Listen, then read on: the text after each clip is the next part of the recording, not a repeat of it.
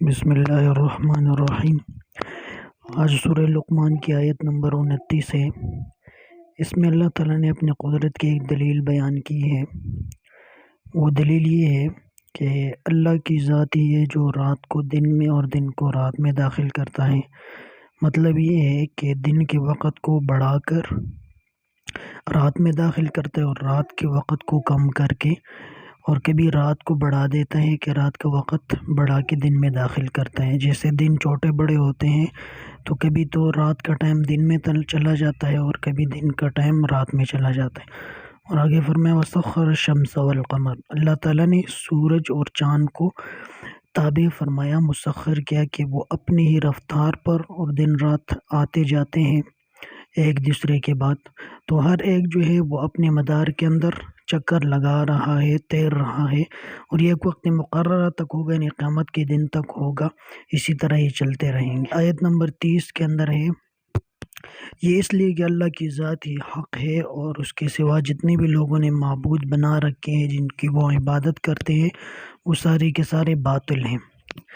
آگے فرمایا اللہ تعالیٰ کی ایک اور قدرت کی دلیل ہے کہ الم ترن الفلک، کیا ان کافروں نے نہیں دیکھا کہ اللہ تعالیٰ سمندر کے اندر کشتیوں کو جاری کرتا ہے، کشتیاں چلاتا ہے، یہ اللہ تعالیٰ کی نعمت ہے۔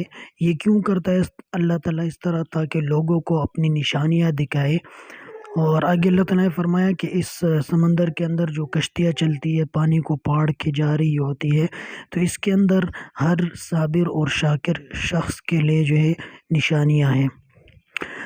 اگلی آیت کے اندر فرمایا آیت نمبر 32 میں وَإِذَا غَشِيَهُم مَوْجٌ كَالظُّلَلِ دَعَوُا اللَّهَ مُخْلِصِينَ لَهُ الدِّينَ، کہ جب یہ مشرک لوگ جو ہے جب یہ اس پانی کے موجوں میں پنس جاتے ہیں، پھر تو یہ اللہ تعالیٰ ہی کو پکارتے، اللہ تعالیٰ کے علاوہ کسی اور کو نہیں مانتے، صرف اللہ ہی کے لیے اس کی عبادت کو خالص کرتے ہیں، دین کو اسی کے لیے۔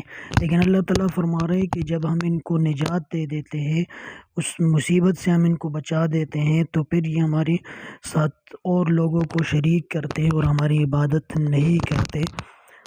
اور اگلی آیت میں فرمایا کہ اے لوگو ڈرو اپنے رب سے اور اس دن سے جس دن کوئی باپ جو ہے اپنے بیٹے کے اور بیٹا جو ہے اپنے باپ کے کوئی کام نہیں آئے گا، یعنی قیامت کے دن اتنا سخت ہوگا کہ بیٹے کو اپنے باپ کی کوئی فکر نہیں ہوگی اور باپ کو اپنے بیٹے کی فکر نہیں ہوگی۔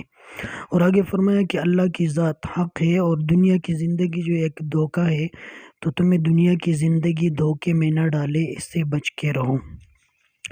اگلی آیت کے اندر اللہ تعالیٰ نے 5 ایسی چیزوں کا ذکر کیا ہے جو اللہ تعالیٰ کے علاوہ کوئی نہیں جانتا۔ پہلی چیز کہ ان اللہ عند علم الساعہ، کہ بے شک اللہ ہی کے پاس قیامت کا علم ہے، کہ قیامت کب آنی ہے، تو اس کا علم صرف اللہ ہی کو ہے، اللہ کے علاوہ کوئی نہیں جانتا۔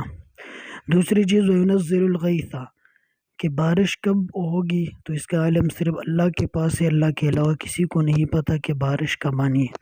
وَيَعْلَمُ مَا فِي الْأَرْحَامِ، اور جو کچھ ماؤں کے رحموں میں ہے تو اس کو اللہ ہی جانتے، اللہ کے علاوہ کوئی نہیں جانتا کہ یہ جو بچہ ہوگا وہ بد نصیب ہوگا یا خوش نصیب ہوگا، اس کی قسمت کیا ہوگی، تو اللہ کے علاوہ کوئی نہیں جانتا۔ وَمَا تَدْرِي نَفْسٌ ماذا تکسب غدا، اور کوئی انسان نہیں جانتا کہ وہ کل کیا کمائے گا، یعنی کل کے بارے میں کسی کو بھی علم نہیں اللہ کے علاوہ۔ اور انسان نے کس زمین پہ مرنا ہے تو یہ اللہ کے علاوہ کوئی نہیں جانتا، صرف اللہ ہی جانتا ہے۔